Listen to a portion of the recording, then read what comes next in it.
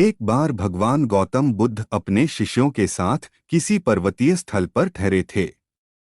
शाम के समय वह अपने एक शिष्य के साथ भ्रमण के लिए निकले। दोनों प्रकृति के मोहक दृश्य का आनंद ले रहे थे।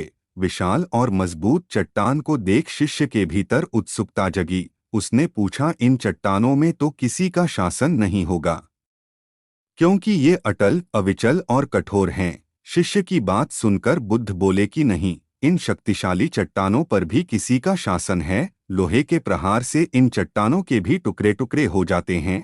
इस पर शिष्य बोला, तब तो लोहा सर्वशक्तिशाली हुआ। बुद्ध मुस्कराए और बोले, नहीं, अग्नि अपने ताप से लोहे का रूप परिवर्तित कर सकती है।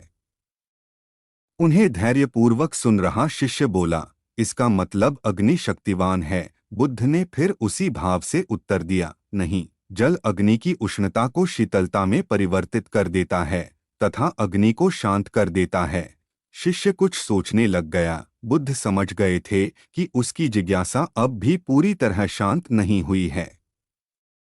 शिष्य ने फिर सवाल किया, आखिर जल पर किसका शासन है? भगवान बुद्ध ने उत्तर दिया, वायु का। वायु का वेग जल की दिशा को बदल देता है। शिष्य कुछ कहता इससे पहले ही बुद्ध ने कहा कि अब तुम कहोगे पवन सबसे शक्तिशाली हुआ। नहीं, पवन सबसे शक्तिशाली नहीं है। सबसे शक्तिशाली है मनुष्य की संकल्प शक्ति, क्योंकि इसी से पृथ्वी, जल, वायु, अग्नि इत्यादि को नियंत्रित किया जा सकता है। जीवन में कोई भी महत्वपूर्ण कार्य संकल्प शक्ति के बगैर असंभव है। इसलिए अपने भीतर संकल्प शक्ति का विकास करो।